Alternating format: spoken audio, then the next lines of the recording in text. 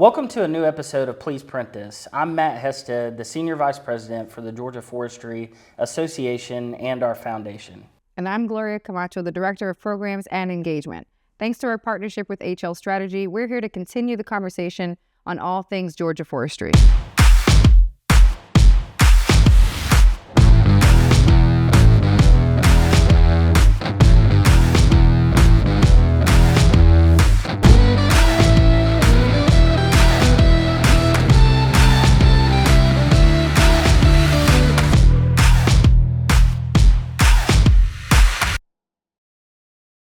It's our mission to really bridge the gap between public perception and how Georgia has become the #1 forestry state in the nation. Today, Georgia's $42 billion forestry industry is driving more than 140,000 jobs and providing more than 5,000 products that we use every single day.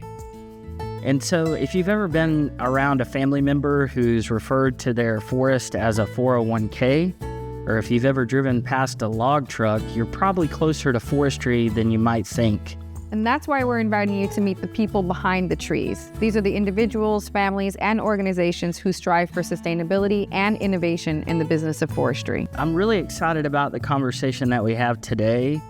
The Georgia Forestry Association was founded in 1907, and that was really just 1 year after the forestry school at the University of Georgia was founded, what we know today as the Warnell School of Forestry and Natural Resources. A little bit later, in 1921, the Georgia General Assembly passed a piece of legislation that created the Georgia Forestry Commission. And those three organizations together for the last 100 years have provided the academic, community, and service basis that has created the forest industry that we know today. It's over 100 years of leadership and friendship and important bonds among those three organizations that are critical to our success. In this episode, GFA President and CEO Tim Lowrimore sits down with State Forester Johnny Sabo and Warnell Dean Dr. Todd Petty to talk about how their institutions are driving the future of forestry through education, leadership, and boots-on-the-ground service.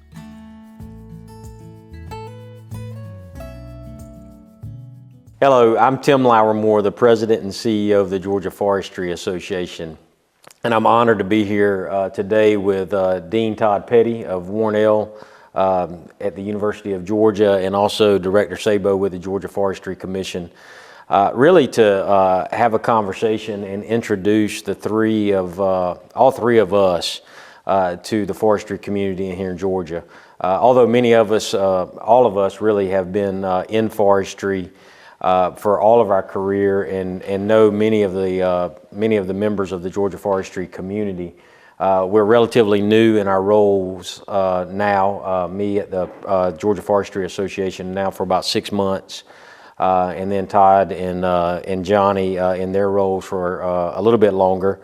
But this is a really good opportunity for us to introduce ourselves and to talk about our vision and really things that are important to forestry in our state.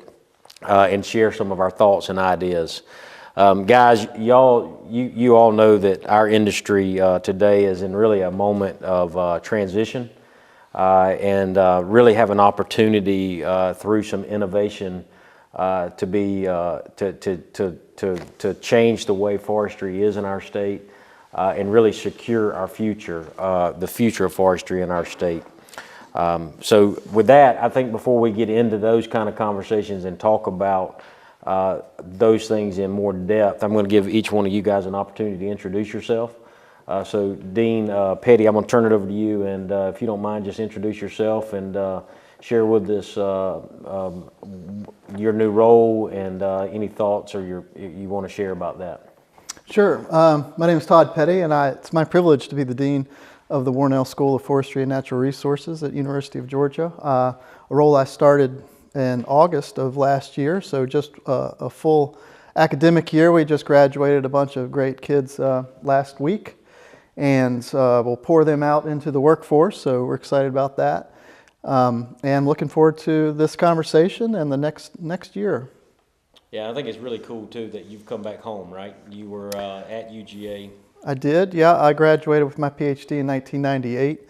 Actually, I had a message that went out to the broader community a couple weeks ago on the fact that in 1998 I was, well, I forget all the details of it, but nevertheless, how much the school has changed in those 26 years, I think it is now. But yeah, it has been great to be back in Athens. Yeah, well, it's been great to work with you since you've been back.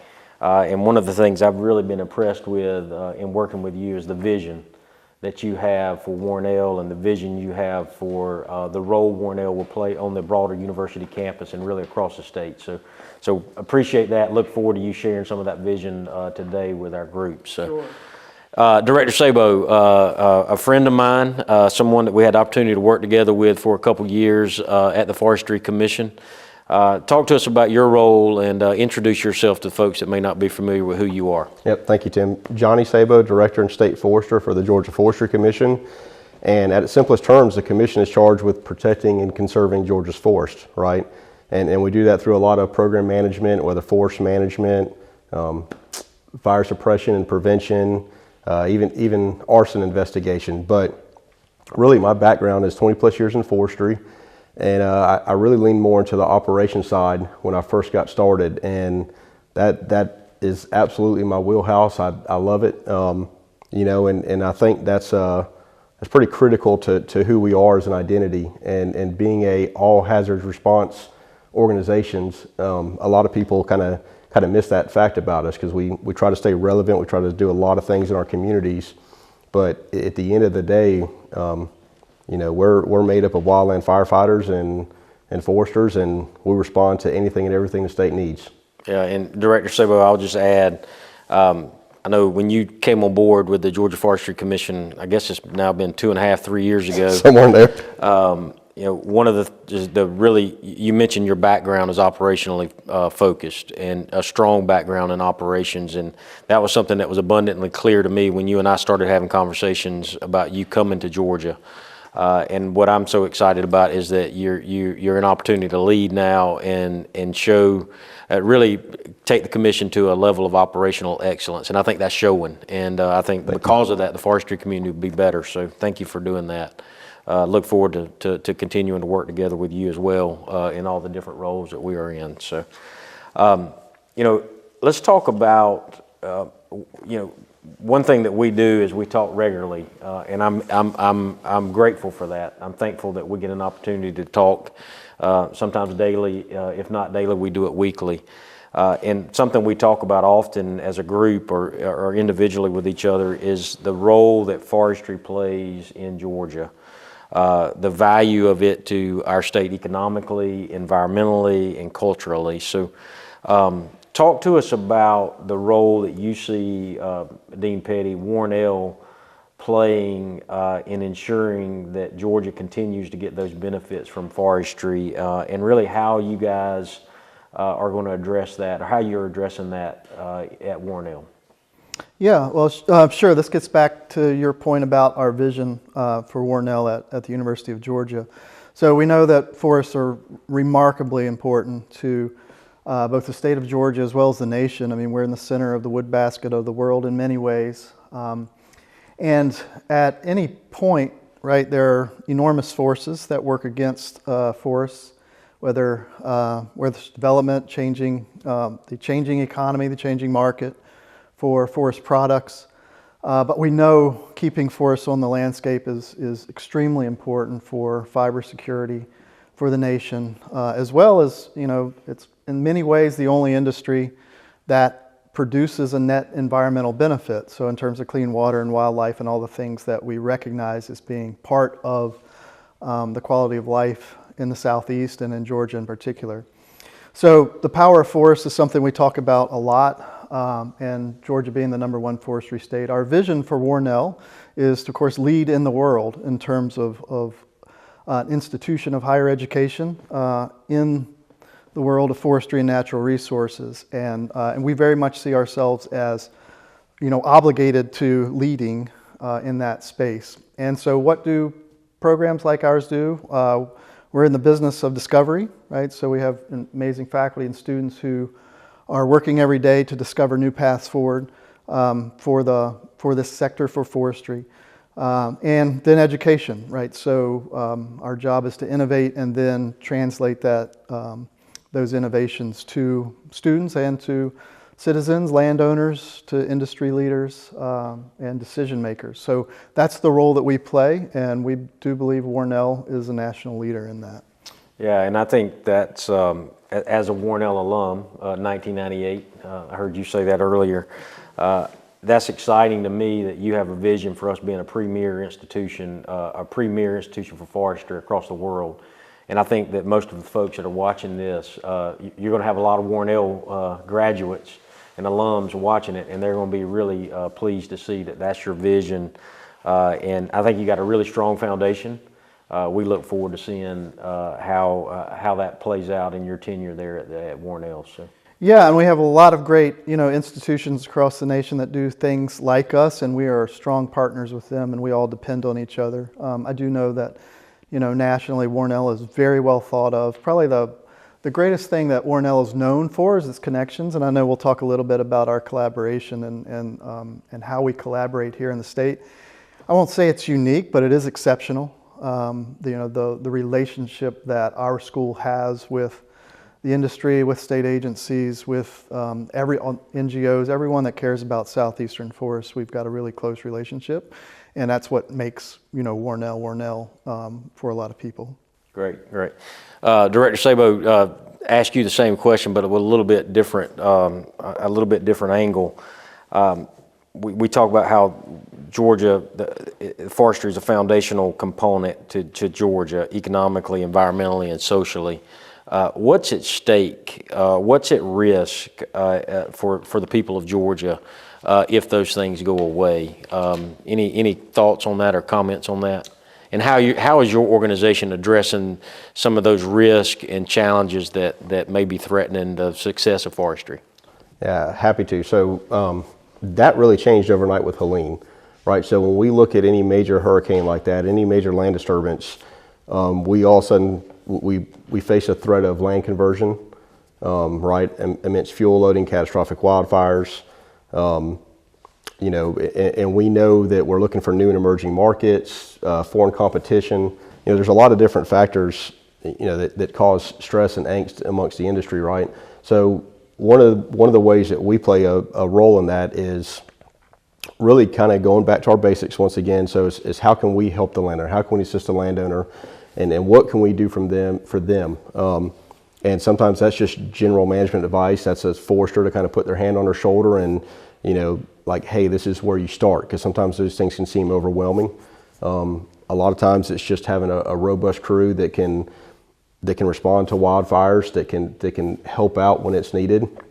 And it's also playing, this is really where I feel like we share the responsibility of looking for new markets. So we have a utilization and marketing group that works with industry to try to bring in new business, to kind of entertain that, to work with development within the state, and how do we continue to grow and move and expand those markets?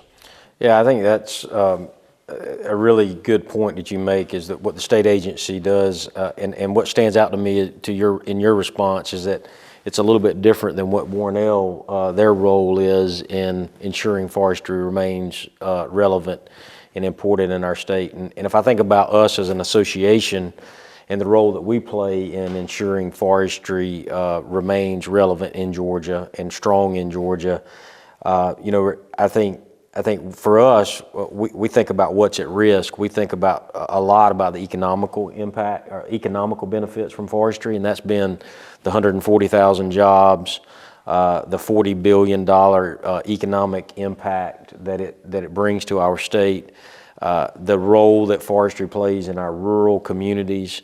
All of that for us is what's at risk. And at the association, our priority is advocating for smart policy that protects forestry and then ensures forestry has a social license that we have today, has that social license going forward. And then I also think the other thing that we do here for advocating for smart policy is something that we take for granted. And I think many people in our state may take for granted, but it's something that we need to be reminded of, and we talk about this, is the great hosting conditions that Georgia has for business, specifically forestry business. We have an abundance of forest that's sustainably managed, it's well managed, it's managed in the hands of private owners that are motivated to good stewardship. And so that's a lot of the work we do here at the association, is advocating for smart policy that ensures those working forests that are the fuel for this great forest economy that we have in our state continues to be for years to come. So it's great to partner with you guys, and it's really interesting to have how organically the conversation is a little bit different. The role that you've got is, discovering and delivering science and good technology to the sector, and then you guys are protecting and helping recovery from disasters such as fires and big storms. So, and then us as an association looking at policy and how we can advocate for smart policy to ensure working forests are strong in our state. So great conversation there. I guess let's think about, change gears a little bit and think about organization, really organizational excellence, I guess would be the way I would think about it. And in your first few months in your leadership role there, Director Sabo, what strategies or what changes or priorities have you put in place to drive change in your organization or success in your organization? Thank you. So, I mean, first I have to admit I inherited a great team, right? Just an outstanding group that wants to work hard, that wants to be relevant and do things and help their community. So the first few months, quite honestly, I mean, it was 10 days, I was appointed 10 days prior to Helene. So this first couple months were really just response and starting into recovery. So there wasn't a whole lot of room to start implementing any change or anything else. It was more keeping our folks safe and how do we help our communities? How do we continue to push forward, right? And then we rolled right into, General Assembly and everything else. So it's really just now to where our team's starting to come together and how do we implement, what changes we want to do. And honestly, that for us, that starts with communication. So it's kind of ironic we're sitting here doing this, but what I found is there's a lot of people that don't really know who the Georgia Forestry Commission is and the role they play. An example I use is March 1st, our crews responded to a wildfire in Columbus, right behind a forest landowner's house and on their property. And the lady came out of the house and was just very thankful that some guys just happened to be driving their bulldozers through the woods for the wildfire. And that was kind of a light bulb moment for me to saying like, hey, we're always communicating with forest landowners. We try to get into the communities and talk about forestry and what we do through our urban programs and through the foundation, right? But it's how do we let Georgians know who we are and why we're important. And I love our people because they're very humble. They just want to go do a good job and don't really seek the pat on the back or the attention. But sometimes I think that's to our detriment. And so that's one thing we're really starting to ramp up is our communication efforts of who we are, what we do, and why Georgia Forestry Commission is relevant and needed. Good. Dean Petty, you want to talk to us about some of the, changes or I don't want to say improvements, because Warnell, I think, similar to what Director Sabo said, you had a really strong dean that you took over for, and I think the school was in a really strong position. But any changes or modifications or modernization efforts that you've taken on there at Warnell that you think are improving Warnell that you want to share with the group? Sure. Well, I'll start by echoing, a couple of things that Johnny mentioned. One, yes, I did inherit a place that is really high functioning. Really, one of the things that you notice very quickly, and it was, and when I interviewed it, I was as much an alum as I was a candidate for dean. It was just really nice to meet and catch up with people and to see where the school stood. And really great standing. And to your point, Dean Green handed over, and Nate Nebelink, who filled in as interim, handed over a really high functioning space. Second, I'll echo this need for us to communicate. So Warnell is well known within the community of the state forestry programs. It's known to other forestry programs in the state. But if you take people out of that sphere, Warnell is sort of this happy discovery, if you will. People, we come across students all the time, that are graduating from another degree, and they're like, oh, I wish I had discovered Warnell earlier. This is exactly the kind of things I want to do. And so we are placing an emphasis on making sure that people understand the great things that are happening both within Georgia Forestry, Southeastern Forestry, National Forestry, then as well as what Warnell is doing. So those are two things I'll echo. The big thing that I'm focused on is establishing us for the future, right? So we know things constantly change. Academic institutions are often slow to change, and there's a lot of things built into that for a reason.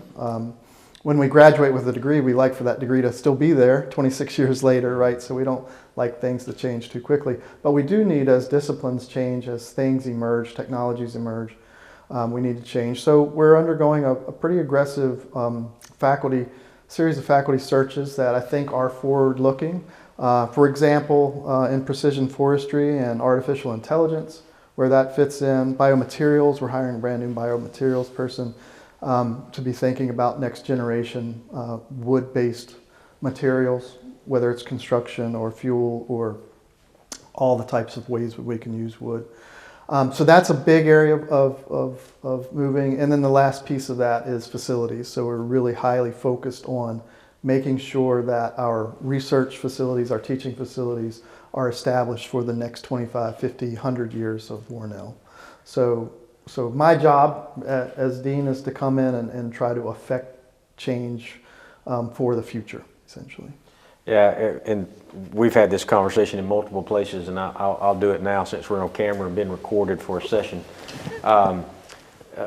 Tell us your previous university, how many, you're talking about facilities and structures and buildings. Just share with the group, share with the audience at your previous facility, previous university, how many wood mass timber buildings were on that campus? So it's in the process. So I was at Clemson University, which Johnny knows well, of course, and they're in the process of building the 4th mass timber building on campus, and it is the new forestry building that's being built right at the southern entrance of the campus. It's really being built as a gateway building. So you see it when you come in. Those who know the campus, it's right across from the golf course. Really great setting, and that's under construction right now. So depending on when you hear this or see this, it'll either be up or it'll certainly be in a good chance to go by and see it. Yeah, so congratulations to Clemson, right? I mean, and Pat Layton, Dr. Pat Layton, when you were there, y'all played a really key role in moving mass timber on campus. So the current university, Warnell, University of Georgia, how many mass timber construction facilities, buildings do we have on campus there? None, but that's not unusual, right? Yeah, but there are none. Yeah, I mean, Clemson very much a big push for mass timber. They're well ahead of almost everywhere, at least on the East Coast. But it's certainly something that's gaining traction, has been gaining traction, and really starting to build momentum. Of course, people have heard me say this before, #1 forestry state in the nation, and UGA is a very, very important school for the state, right? And reflecting some of that would be a really nice addition for the campus. Yeah, absolutely. And we're going to talk a little bit about collaboration, and I think that may give us a perfect opportunity to do some collaborating, and because we, same as you, believe Georgia being the #1 forestry state in the nation. We do forestry as well as anywhere on the planet. We should be leading when it comes to this new and innovative building opportunity with mass timber. So we look forward to the day that we all celebrate a mass timber building being on University of Georgia campus, and maybe one day there'll be a Warnell Forestry School building there too. So look forward to that. For us, since my time here, and you think about organizational changes and things, how do you continue, or how do you achieve organizational excellence? For me, it was really a few weeks of spending time understanding my team and the team that we have here. I knew coming into this organization that it was a team of high-functioning individuals. And when I was here for a few weeks and even a month or so, that's what I learned, is that I had a really strong team of highly capable, high-functioning individuals, and my goal quickly became is like, don't throttle that back, don't hamper what I have in a great team. So that's been a priority of mine, is trying to come in and keep things as seamless as possible with the great team we have. We have focused on advocacy. A large part of that was a result of Hurricane Helene. My first day was October the 1st here, was about 5 days after Hurricane Helene hit. And our world changed, and our world is going to be changed for a while here in Georgia because of Hurricane Helene, the forestry world. We're thankful that the state responded in a big way, and our leaders recognize that, and they've invested over $200 million, upwards of $300 million if you think about the money, the dollars that they provided to the Forestry Commission to help our community respond and rebound and be strong going forward. So we've focused on advocacy from day one here. In my tenure, we have focused on membership recruitment and engagement. We've been on the road since the days of the session being closed, out visiting with prospects, recruiting prospects, and actually just winning people into the association. And that's been fun, and look forward to continuing to do that in the days and months ahead and doing membership recruitment. And then lastly, you both hit on communication. We've been talking about communication as well. At our organization. We do that, I believe, as well as any trade association, even outside of forestry. I think our team is a great communications a team. I will say, I think it was Director Sabo who made the comment that there's room for improvement. There's always room for improvement, and I don't know that it's I don't think it's the fact that we do something wrong. I think it's more of a factor of people are just busy. And maybe they don't hear our message or see our message because they're just receiving so much information. And I'll share an example. We had an event in this very room a couple days ago, a bill signing for hurricane relief with Governor Kemp, Governor Brian Kemp from our state. He walked in and we have a mass timber display out in our foyer. The very first thing he walks up to is our mass timber display, and he touches it. And he feels it, and he's like, I love this stuff. This stuff is cool. Tell me about it. And if you know anything about the Georgia Forestry Association and the foundation, we've been talking about mass timber for years and promoting it and doing a heck of a job doing that. But it was really telling to me is like, we've got to keep our foot on the gas on our communications effort and don't give up on it, and recognize that it's probably not anything that we're doing of our own wrong. It's just that people, the public, even elected officials, have so much coming at them that we have to continue to keep our foot on the gas and communicate what our messages are. So I appreciated you saying that, and it made me think about that experience that I had here at the office with Governor Kemp last week. Let's talk about maybe lessons learned since you've stepped into your role, Dean Petty. What lessons have you learned or insights have you gained into the new role that's changed how you've approached leadership? And then maybe take it a step farther, how do you hope to lead in a way that leaves a lasting impact being here? And you've talked a little bit about that, but gives you an opportunity to expand on it.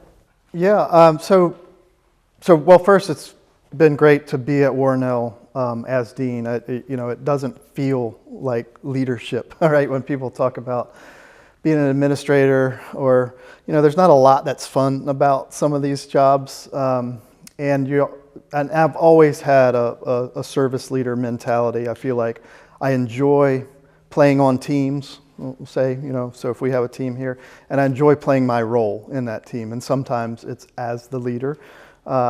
But throughout my entire career, I was the fish guy on a science team or the water guy on a science team, and I enjoyed that. When I needed to take leadership, I did. As I've transitioned to being administrative and in a dean's role, really not much changes, right? You have to play to your strengths, and my strengths are relational. I'm most comfortable building relationships and building teams to do whatever the hard work is. And so for me, say a measure of success as Dean of Warnell is expanding our relationships. I've mentioned that's already a strength of Warnell. And my goal is, again, setting us up for the future by continuing to build relationships. The other thing that makes the job easier is I really, really care about the Warnell School of Forestry and Natural Resources. And so I can get up every day with a little more energy for my job than I would otherwise if I was dean of somewhere else, because I do care about its future so deeply, and I do see this as a window of opportunity for me to continue to secure the future of Warnell and secure the future of forestry in the state of Georgia. So those are the pieces. If I've learned anything, I learned some hard lessons early in my career as a leader, where maybe I would say that stemmed from impatience. And I think each of us can speak to that probably in our lives. When you're a professor, it's easy to be impatient, right? And there's not a whole lot of collateral damage to impatience. But as you become into positions like ours, there can be a significant amount of collateral damage to impatience. And being patient is not the same as sort of waiting or doing nothing. It's really just letting things happen, because we know if you try to force feed things, it doesn't come off well. And so you actually reduce your effectiveness. So continuing to be patient and let things come together is certainly part of how I work.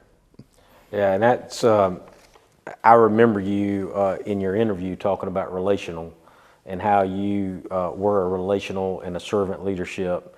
That was your approach. And I would tell you that from working with you over the last few months, I've seen that. I mean, you just didn't, what you were saying was not just speech. You lived that. And for me, it's been I'm a relational individual, and that's kind of, I would say that's, I enjoy building a relationship. I take that very seriously, and I see that in your approach as well. And I think seeing that in action has been pretty rewarding for me. Insights for me here at the association since I've been here really is thinking about how we approach ideas. I talked a little bit about how our team, they're highly functioning, they're very capable, they're very creative. We also, as an organization, are small, and we oftentimes, what I have seen in my first time since being here is that we can take on a lot, and we're not afraid of that as a team. But as the leader of the organization is thinking about how we manage that to prevent team fatigue or team burnout, so that we can do the things that are important that ensure forestry remains to be number one. That's what motivates me every day when I wake up, is thinking about how important forestry is in our state and how unique it is of an opportunity for all three of us to be able to play the roles that we play in this state to ensure that forestry remains number one as we go forward. So that's sort of where I'm at. It's kind of how I get motivated, is how do we continue to do all that we can do to make sure Georgia recognizes the value of our working forest, the industry that those working forestry support, and how do we continue to protect those hosting conditions that we have to ensure that forestry can be number one for Georgia as it is today. Johnny, you want to talk about some insights that you've picked up in your time at the state forester role? Yes, happy to. So, I'll echo Dean's comments that sometimes it it doesn't almost feel like a leadership type role with such a great, strong team around me and great partnerships. But something Dean alluded to earlier, sometimes, schools and everything can be resistant to change. And I don't think anybody would argue that state government sometimes, or any form of government is resistant to change or change slowly. But the one thing I've learned is, and it's something my team's heard me say often, is, let's use a scalpel, not a sledgehammer. And with an organization like ours, if we make drastic changes, then it engages not only our employees, it engages landowners, it engages a lot of people. And I'm not saying to not engage them, but it ruffles feathers and sometimes for nothing. So, we try to, use data and facts to drive our decision making, right? And then how do we make small changes here and there and tweaks to improve our process, improve our efficiencies? And then we look back a year from now and people go, man, I didn't even realize that changed, right? So that's something different for me, being an operational, let's go get it done kind of person. And but something I've really had to step back in the last 6 or 7 months and kind of adhere more to is let's make small tweaks, small changes over time, which I feel like is proven effective. There's always a time for a sledgehammer if we need it, right? But I feel like we create more meaningful change when we make those small tweaks and we engage people. One, they hear from us as the leaders of the organization, right? And we get out on the ground and we talk to them and we communicate our vision. And then when we make those small tweaks, they understand the why. And so that's a hard lesson for me. That's something I have to think about every day, is like, how do I take this approach, not just do it, make it happen and move forward. But it's just a really important lesson that I learned very early on in this position. Yeah. One other insight that I'll go back on that I've picked up, and I guess we're never too old to learn, maybe, is that the right way to say it? Is that what we do is interesting to others.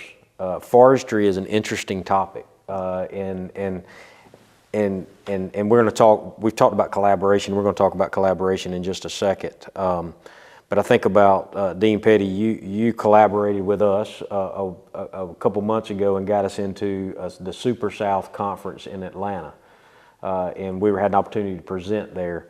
And I just remember it was a group of individuals, a lot of people in the room that I had never seen before, but they were interested in forestry. And we had a whole session, 2 sessions on forestry, and Aaron Lincoln with the Harley Langdale School led that. And when there was just this enormous amount of questions and really just intrigue about what we were talking about, working forest and solutions around innovation. And that to me is something I think I don't want to forget. And maybe I have known it and I forgot it and I've relearned it, but I don't want to forget that what we're doing in forestry is interesting. And I think that's something that we all can build off of as we go forward. So just another insight that I had picked up on here recently due to some collaboration on your part and leadership on your part. So we do have this unique opportunity with the 3 of us in these roles that we have. You're in the agency that's responsible for protecting and conserving our resource. You're in an organization that's responsible for leading the next generation and teaching the next generation and delivering technology back to us. Collaboration. What is the greatest opportunity for the 3 of us to collaborate going forward, and maybe even talk about some of the ways we do collaborate now? Director Sabo, I'll turn it over to you for first response on that question. Yeah, so thank you. And I think what we're always seeking is synergy, right? Like how do we take our combined knowledge and expertise and make something greater than any one of us can produce? And to me, that really starts with driving markets forward, having healthy markets. And we, 3 of us understand that healthy markets, helps drive everything from good sound management, which in some ways is playing offense to a lot of the protection, to stumpage prices, mills, competition. So I really see that's where we have a whole lot of overlap and collaboration. And I just want to echo, I'm very appreciative of this group. One thing we're doing with all the other state foresters is they asked to kind of get together so that they could have open communication with their schools. And then, they asked me, it's like, hey, do you have any questions for your dean? I was like, no, I talk to him every Tuesday at a minimum, right? Like I'm good and I appreciate that. But I think it just speaks volumes about the partnerships and the friendships that we've built here in this state. And that's going to make all of us better, right? I mean, I think we're all 3 competitive guys. right? So we want to do better for the state, we want to do better in our position, but really pushing that envelope and pushing that market forward, the healthy markets is where we can collaborate, the best for the industry. Yeah, I would agree that that other schools, other states are a bit envious of the relationships that exist between the university program, the state agency, the Forestry Commission, and the State Trade Association in forestry. That's that relationship leads to the collaboration. So I always see it in two ways. One is how we complement one another. Two examples of that, I believe, are after Helene and the economic impact assessment, our team at Warnell working with your team to finalize, an impact assessment that could be passed forward, and everyone has confidence in that. I think that's a complementary level of activity, that we can play. I think another one is you'd mentioned. Well, I go back to the mass timber. You'd mentioned the Super South, which is folks coming, talking at an academic level. I think adding the business side, which is the whole part of that Super South conference each year, is to show the business interests in things that are related to climate and the future of climate and how forests play a role. I think those are two good examples, and I'd add to that the mass timber conversation that we had, that you're having around the state, that you had in Athens recently. It's an opportunity for us to collaborate by complementing one another. If it's just you in that room, it's different. If it's just us, well, it's a bunch of professors talking again about something esoteric, right? I mean, I do believe that when we complement one another, that collaboration can be very powerful. The other is, though, I think just almost the opposite, and it's amplifying each of our message. So I might say, well, the importance of research and driving discovery for emerging markets, new markets, driving markets, right? That my message has to do with the power of the science behind that. We collaborate by amplifying that. I amplify the importance of the markets to the forests and keeping forests on the landscape and all of the benefits that flow from that. So again, we each have our complementary roles, but when we have a chance to amplify each other's message, I do think it pays off. And I always say it's authentic, right? It's not a what do you need me to say type of approach. It's a I authentically can amplify that message because I know it's an important one. Yeah, and it's a great. I appreciate both of your responses to that question, and you were saying, I think I've heard you say this before about the way we collaborate in our relationship, the three of us together, is that it's authentic, and I think I've heard you even say it's not forced. It's like we want to have a conversation with each other about issues or challenges or things that come up in our daily or in our organizations. We talk about those regularly, and it's not forced. So I appreciate you saying that. And for me, I think collaboration and the value of it is that alignment that we have as a group that is authentic, and inevitably when we are advocating for some policy at the state level, I can't tell you the number of times that I get asked, well, what does Warnell think about that? Or what does the Georgia Forestry Commission think about that? You guys are trusted resources for policymakers, and for us to be, as an association, to be aligned with two trusted organizations, it benefits us tremendously. It benefits our membership tremendously.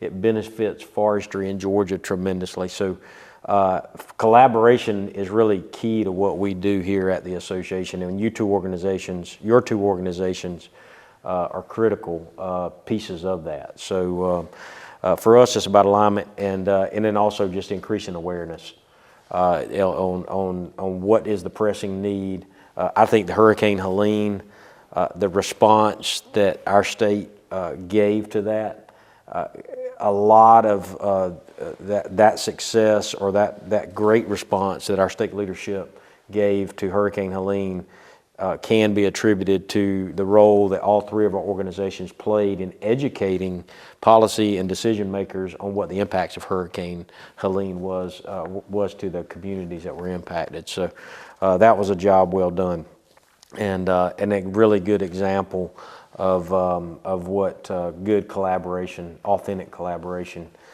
can mean. So I think going forward, we've got challenges. We know that in states around us, Johnny, you talked about markets. There have been changes in markets. We in Georgia need to make sure that we're collaborating and continue to collaborate in a way that ensures that those markets have what they need to be successful, that they are investing and innovating, and then are supporting forest in our state in a sustainable way. So with that, I think we'll just take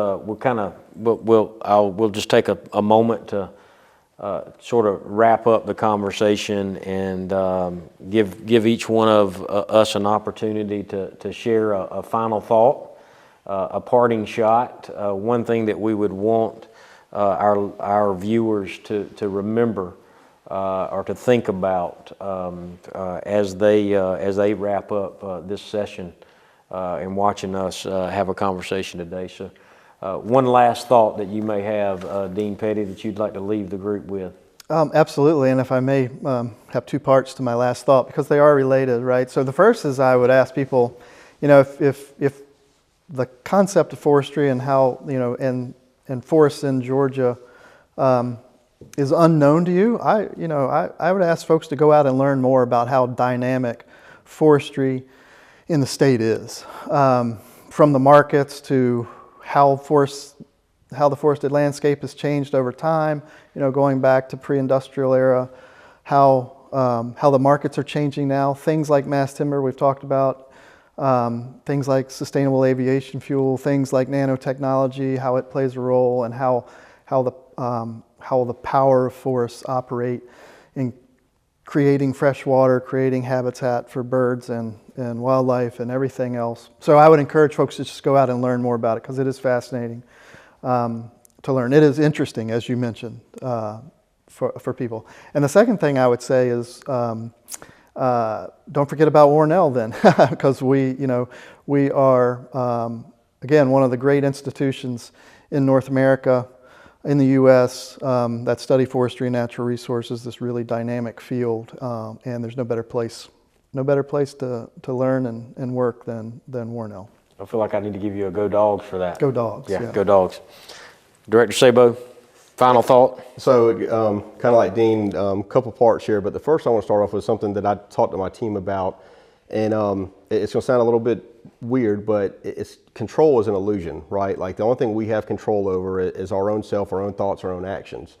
And so we can influence, we can talk to policymakers, there's a lot of things that we can do, but at the end of the day, the only thing we can control are our own actions.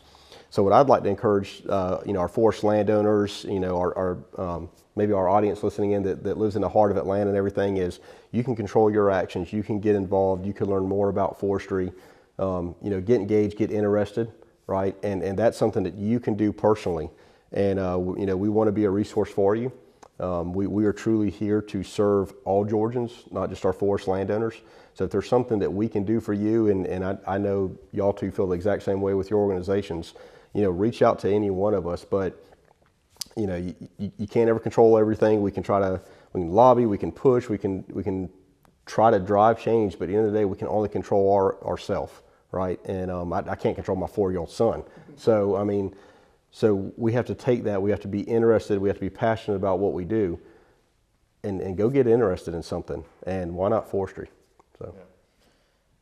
Great final thought there, Director Sabo. And I would, from an association perspective and from the perspective of where I get to serve, I think recognizing, and we talk about this as a team at the association a lot, we recognize that forestry means a lot to a lot of different people, and it means different things to different people.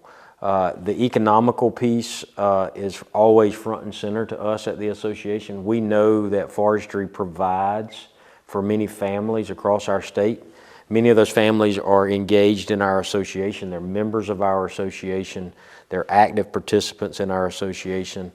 And as a result of that, for us, I guess our parting thought, or my parting thought to the viewers today would be that know that your forestry association recognizes that forestry is important to a lot of families in Georgia, a lot of communities in Georgia, and there's not a day that we wake up that we don't go to work trying to make that situation better and sustainable for all of Georgia families that are dependent on Georgia forestry.